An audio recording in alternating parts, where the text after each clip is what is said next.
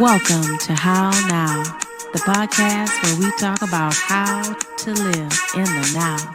And here's your host, Kim Martin Raymond.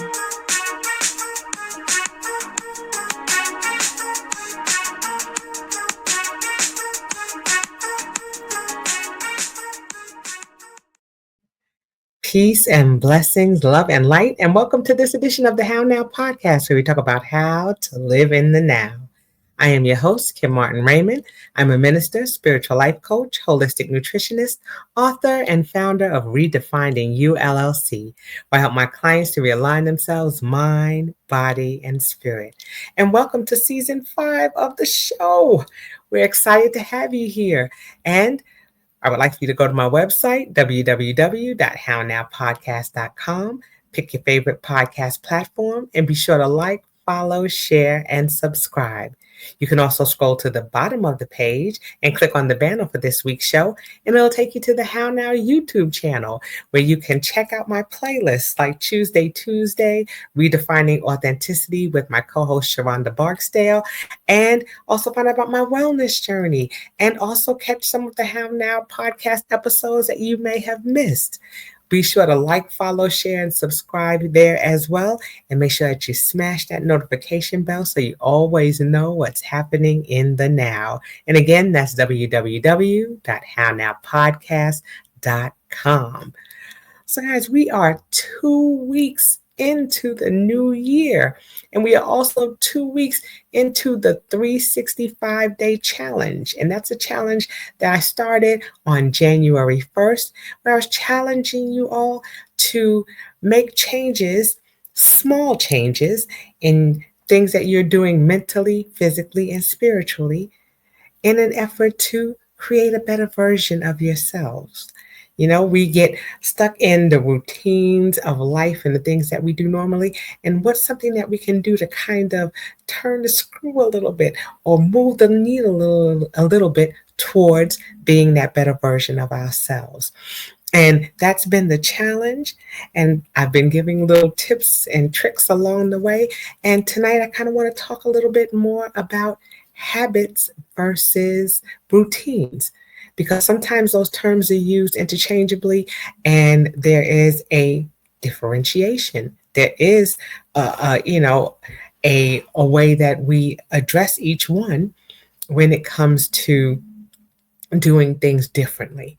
Okay. And so, when we talk about a habit, that's usually something that's done with little or no thought. Just like getting up and brushing your teeth, or getting up and taking a shower, or any other thing that you do routinely. It's done without thought. You just automatically go. It's almost done by rote. It's almost done, mechanically. You just get up and you automatically know to go and do that. Whatever that is something that is considered a habit. It's done with no thought. Okay, versus a routine, because a routine is a series of behaviors that you begin to establish. And then over time, by repeating them and doing them intentionally and frequently, then that's when they go from being a routine to becoming a habit. Okay, so it's something that requires thought. It's something that we have to do differently, like getting up at 5 a.m. or like I do, getting up at 5:30 a.m. in the morning and going and doing my exercise. That's not something that I automatically would get up and do. But now over time, since I started my wellness journey 3 years ago, now I get up and it's part of my routine. And it doesn't matter where I go. Like I said, I am traveling now, and it's just part of my routine. I automatically, when I go to pack, I put my weights and I put my resistance bands, and I have my routines that I follow all queued up on my phone or on my computer. And those things I just do by rote. I get up and I automatically go to the area that I've designated, and I do my exercise. But it took me doing those things repeatedly over time and frequently before it became a behavior that turned from a routine into a habit. Okay. Again, habits are done without thought. Routines start out a little uncomfortable at first. and then they become comfortable. And that's where you start coming up with little tricks and tips to kind of ease into it, because it's not always something that's done, you know, on a comfortable basis. That's why it's important to, you know, when you're talking about setting up habits, is to set the intention. What is the intention, and what is that quote unquote why you're looking to create that habit? You know, is it because, you know, you're wanting to have a better quality of life? I think about my wellness journey because that's the biggest and most recent one that I've embarked on. And for me, I got sick and tired of being sick and tired, feeling unwell. I did not feel good. I did not have a sense of wellness. And so for me, I set the intention to do something about it. So I had to create a routine, and exercise was one of those routines, you know, and the smart thing to do when you're creating those habits is, again, to make them small first, so that way you're not feeling a sense of overwhelm as you're embarking on it. And then it's also good, like I talked about last week, to kind of stack those things, stack them with something that you may be doing already, but taking it even a step further, stacking it with something that you enjoy doing. Okay. So, say for instance, again, we'll go back to exercising again, because that's something that's fresh in my mind. Uh, you know, when I first started, you know, I enjoy getting up early. I've always been an early riser. My family is a family of early risers. So it wasn't an issue for me to get up, you know, and use that time to do my meditation, my time of prayer, you know, that was what that time was designated for. Then I had to say, okay, well, I still have some time in the morning. What can I do to scale the time so that way I can maximize the use of that early time? And so, you know, being able to get up, like I said, is something that I enjoy doing anyway. And it was like, okay, now how can I incorporate this routine of exercise? And so I said, well, you know, I like to read my devotional. I said maybe what I can do. I have a recumbent elliptical bike, so the pedals kind of go forward. And I was like, well, maybe what I'll do is, while I'm reading my devotional, I'll get on that recumbent bike and I'll pedal. And that's what I did. And so it started out, you know, however long my devotional was, that's how long I pedaled. And so I took something I enjoyed doing, which was reading my devotional in the morning, and I would just go and sit on the bike. So instead of just sitting in a chair, I was sitting on my bike and moving my feet while I was doing my devotional. It wasn't keeping my mind focused on the exercise. I was focusing on my devotional, and my feet were just going. And then over time, it became second nature. And so, you know, it wasn't anything for me to just like I would get up and go and sit in the chair to do my devotional. Now I was sitting here and I was going on my bike and I was doing my devotional. And as long as my devotional lasted, that's how long I pedaled. And then over time, as I continued to do that and it became habit, then after I did my devotional, then I would pace my book down to the side and I would continue to pedal for a while. Because after I did my devotional, sometimes I wanted to have my time of prayer and my feet were just going. And it became like second nature. And so that's something that you can look at. Look at something that you can pair with something that you enjoy, so that way it kind of takes the stress off of what that routine is or that you're doing that's going to eventually turn into a habit. So those are the kinds of things you want to do. You want to set the intention for what it is that you're trying to do. And then what you want to try to do is pair it with something that you already enjoy that's going to encourage you to do it. Okay, so that's something that's going to be important to remember as you're going through this process. And that's what it is. It is a process. Okay, the biggest thing that you also have to prepare for is the roadblocks that are going to occur. Okay, there's always going to be something that's going to deter you. For me, because I travel so much, that's always a deterrent, because what if I forget to bring this, or I'm used to having things that are at my house that are stationary, and now I've got to find things that are going to have some mobility that can move with me. Okay, and that's something important to remember too. What are going to be some of the roadblocks that you can foresee happening? Okay, if you say, "Oh well, I don't like to exercise." Okay, well, what is something that you like to do that would assist you in moving your body? Okay, some people say, "Oh, well, I may not like this type of thing, but I like to dance." Again, that's where you're pairing things up. You like to dance, so do some type of aerobic exercise that involves dancing, or just turn on your radio and dance and let that be the movement that you have for the course of the day. That's something that you do. I'm just going to have a dance party every morning, and I'm going to do that when I get up. And so that way, it's not something that you have to think about. You can just move your body to the beat. And then eventually, if you're doing that repeatedly over time, again, that routine is going to become a habit. And it's just going to be second nature for you to just get up and start moving your body. That's something, that you're doing. But when you're talking about preparing for those roadblocks, what is something that can step in your way?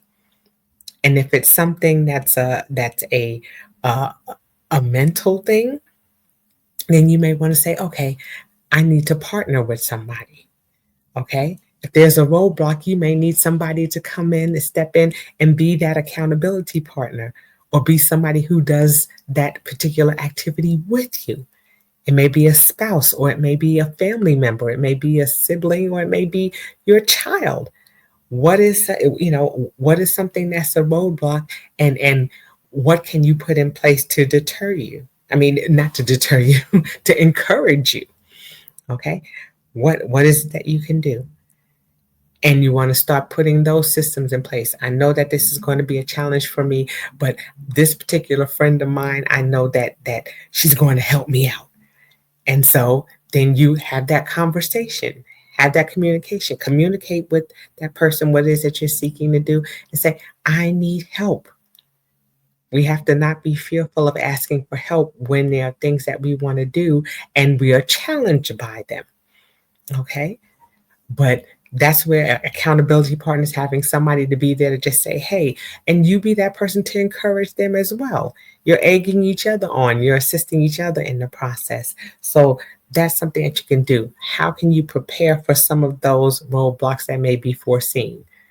I knew that when I was exercising, that at some point I was going to have to travel. And so that's when I started saying, okay, what is something that I can take with me? What is a program? What if something happens and the technology fails? Do I have a routine that I can follow if I'm not able to get online to follow my YouTube? What am I going to do? I found a book on chair exercises, and so I bring that with me. It's a small book. I bring that with me. So just in case the technology fails, I can't use that as an excuse to not follow my routine. Now, it takes a long time for things to become a habit. Depending on what that habit is that you're forming, that's going to determine how long it's going to take for you to do that. Some things are easy to form a habit for because it's something that you enjoy so much that level of discomfort is not as bad, and so you won't have a problem doing it. But then there are those other things that are just a little bit more challenging. And so what you want to do is try to put things in place that are going to encourage you as much as possible. I know I carry that book with me.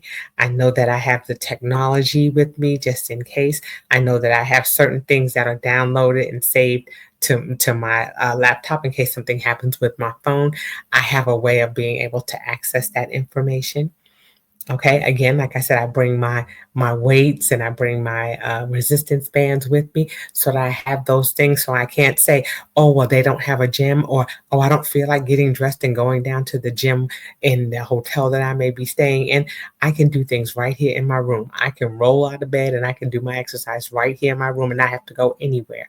So it's a matter of making sure that you're not making excuses, but what you're doing is identifying what those things are that you may need and being prepared. Okay, I talked about being prepared in one of my little posts that I posted this week, because we had a major snowstorm in Atlanta. And I said it's important that when we have things like this happen, that if there's something that we didn't have, maybe we didn't have batteries, maybe we didn't have a flashlight, or maybe we didn't have uh, we didn't charge our things or have a portable charger or anything like that for our technology. What were some things that I didn't have prepared? And then I made sure I wrote those things down so that way I can go ahead and get them, because I know that the next time is going to come. It may not come for a couple of years. It may come next week. Who knows? But it's important that we have the tools that we need when we need them. Okay, and so it's saying, okay, I know that this can possibly be a deterrent, or I know that this can possibly be something that's going to, kind of keep me off course. So let me go ahead and put some systems in place.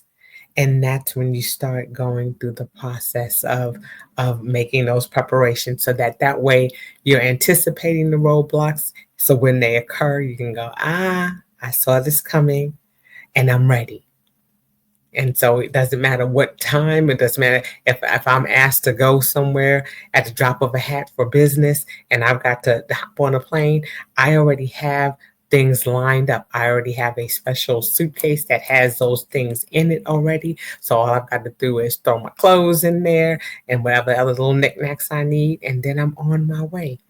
But I'm not going to say, oh, I can't do it, or make excuses for why I can't do it. I'm going to anticipate some of those things.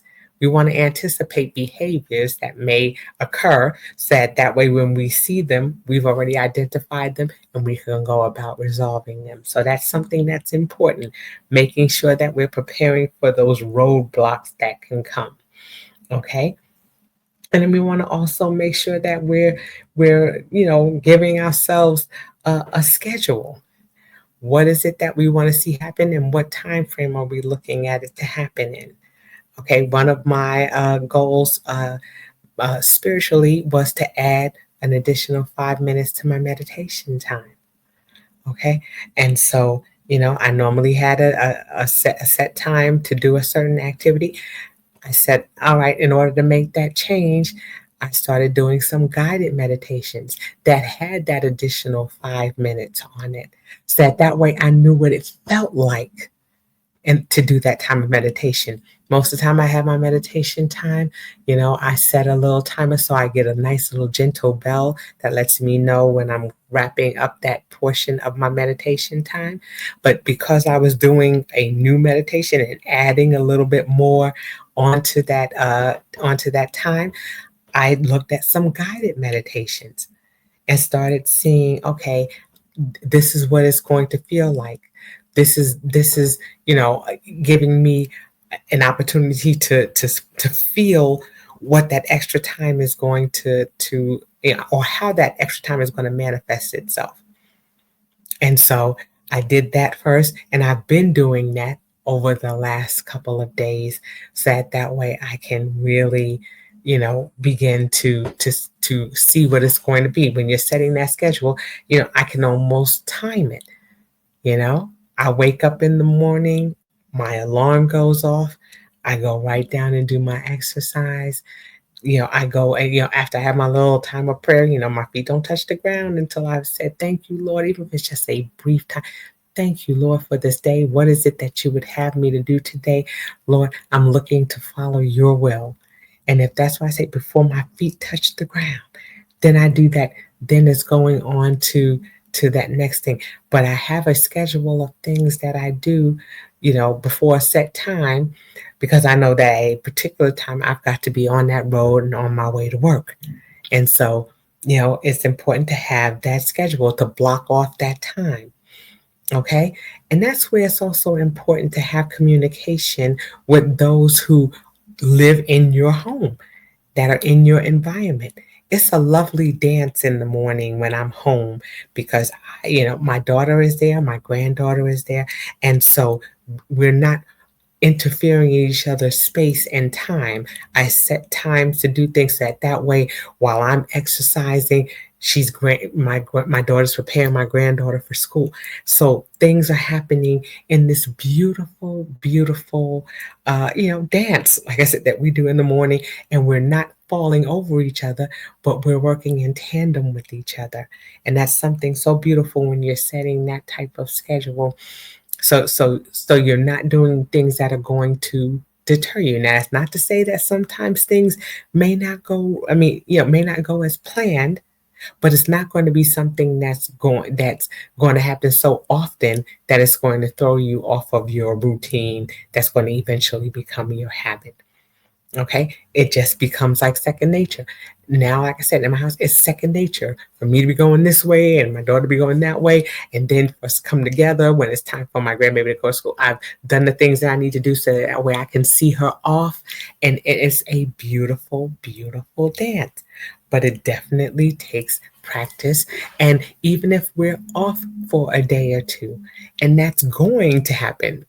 Okay, it's when it happens, not if it happens. It's gonna happen because lifes and things happen and people get sick and snowmageddon comes and and everything shuts down. And so, you have to prepare for those things.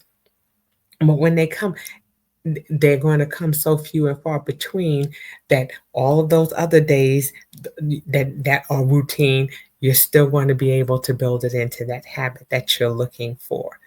Okay, it's not going to throw you so far off course. You may be off course a day or two, and then all of a sudden you're right back on it.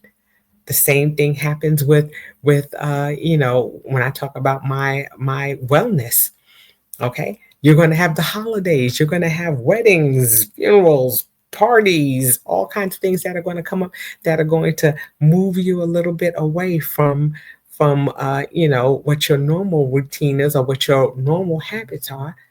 But what you also have to do is make it a habit to course correct. Okay, that is an important point. If you're writing things down, write that down. You want to be able to also make it a habit to course correct. I know that when I go for the holidays, I may eat something that I don't normally eat, and I'm going to go ahead and indulge a little bit. But I know that when I go back home, I'm right back on schedule, doing the things that I normally do. Okay, exercising the way that I normally do.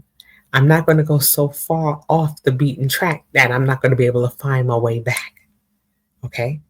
Because things happen. Okay? I absolutely love that example because that's what I do. You go through the holidays. We just came out of the holidays. What were some things that you did during the holidays that you don't typically do during the year? But as soon as you get back home, it's like, okay, I'm back home. Now I've got to get back on track. You don't necessarily stay off track because when something becomes a habit, it's just your desire. You just automatically fall back into what it was that you were doing. You may, like I say, you may go off track a little bit, but it's so ingrained in you to do that particular thing. Even if I ate a whole cake the night before, what I'm going to do every morning, because it's already ingrained in my mind, I'm going to get up and exercise. Every single morning, I get up and exercise, no matter what's happening, because it's like brushing my teeth. I get up and I do it because it's so ingrained in me, and so because it's there, it doesn't leave you. Even if you depart from it for a day or two, after a while, your body starts to go back like, okay, I miss doing that. And that's how you know that something has become just a part of your lifestyle because you miss it. To me, if I don't exercise, I feel a little off. I feel a little weird. My body feels like it's locked up if I don't move it because I'm so used to doing that. That now it's just something that's a part of me. People who change their diet, people who change that, when it gets so ingrained in you, it becomes a part of your lifestyle. It becomes who you are as an individual. And it's not going to be anything for you to get back on track. Okay, so it happens. Habits, even though things that, just like they say, some things that are habitual are not good for you. Certain addictions that happen, those have become a habit, and that person goes with it because it's something that they feel like they need or that they crave. And so we can see where certain habits can take that negative path. Okay, and so those aren't the ones that we're focusing on. We're focusing on those ones that are going to uplift you, and those things that are going to encourage you to keep going down that particular path. But it doesn't mean that every now and then you're not going to kind of fall away for a minute, but your desire to go back that way is going to be stronger than staying off track. Okay, so that's where it's beautiful to have these small habits these small routines, like I said, that become habits, so that way, even if you fall off, it's just like, no, it doesn't feel comfortable. It doesn't feel comfortable anymore for you not to do it. Okay, so you may be doing it, like I said, I don't feel like exercising. Oh, I don't want to do this. And then after a couple of days, it's like, oh man, I just miss moving my body like this. I've got to get back on it.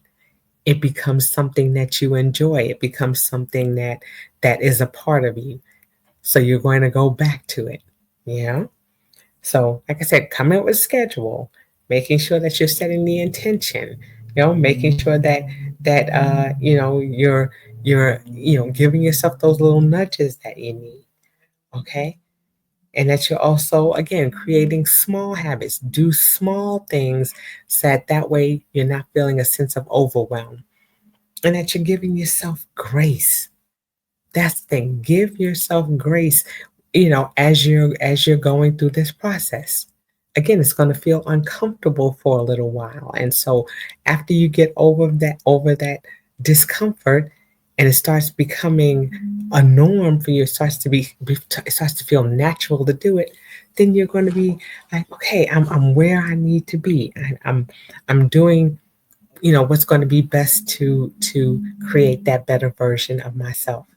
So it's all about making sure that we're taking the time to identify these things, taking the time to figure out how you can pair that with something that you enjoy, so that way it can ease into your normal routine and eventually your habit. Okay, so that's kind of the differentiation between your habits and your routines. Again, your habits are things that are done without thought.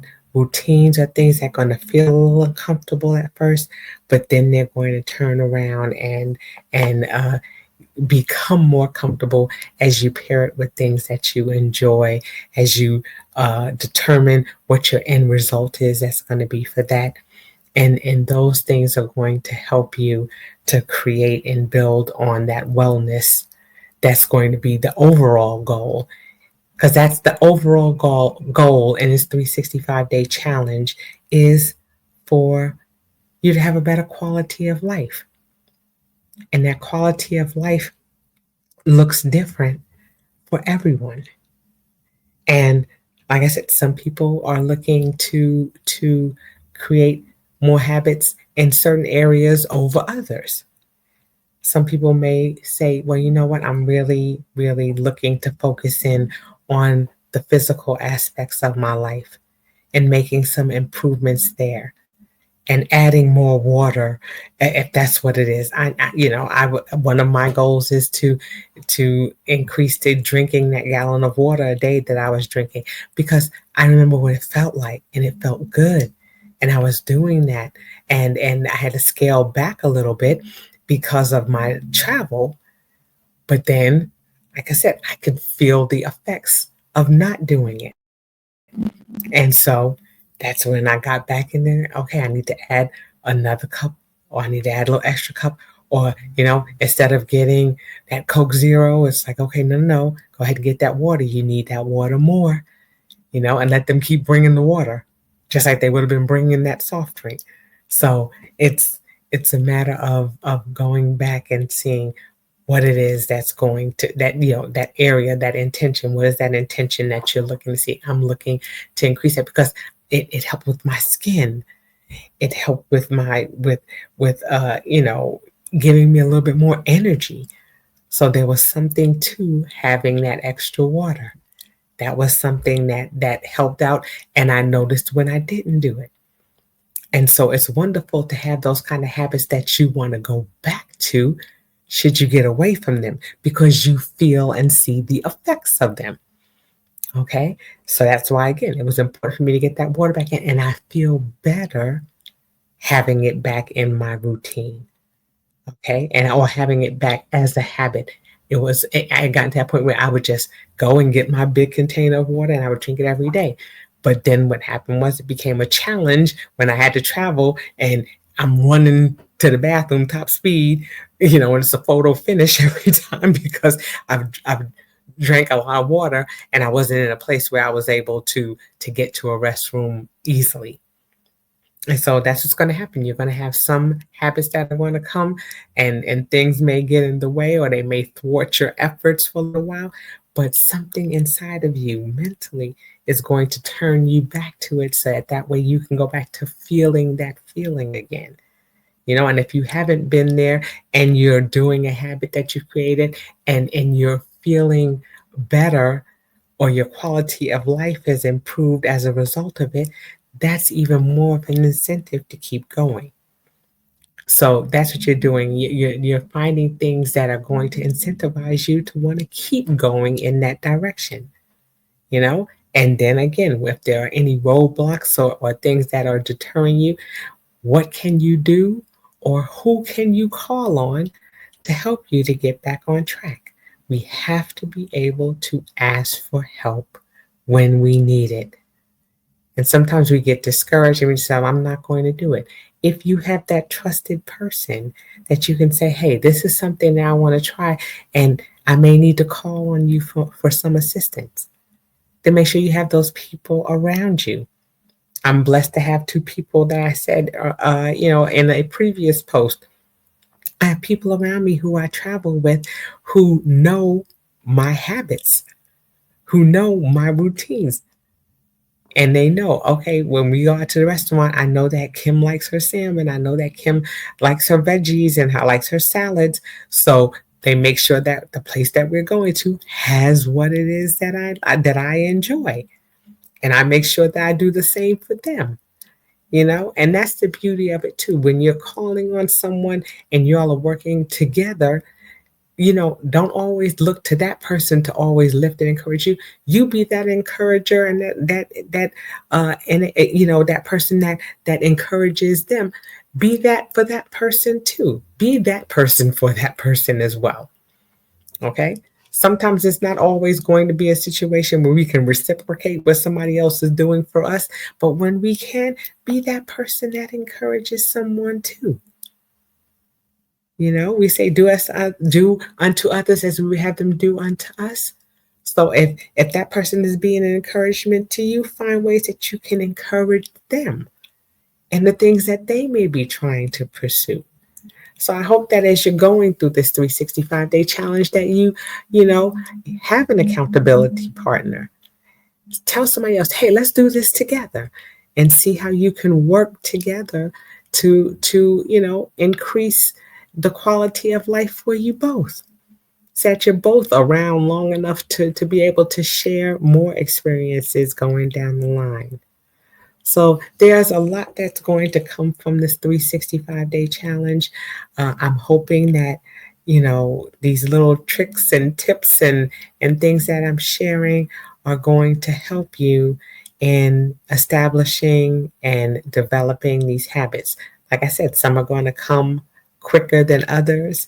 Some are going to be a little bit uncomfortable, but we're going to take it step by step. We're going to eat this elephant one bite at a time and see how, the effects of these changes are going to, again, help us be the better versions of ourselves. So we'll keep continuing on. Tomorrow will be day 15 of the 365-day challenge. And my hope is that you will get all of the tools that you need so that way, as things are coming at you, you will be able to respond and not react to them.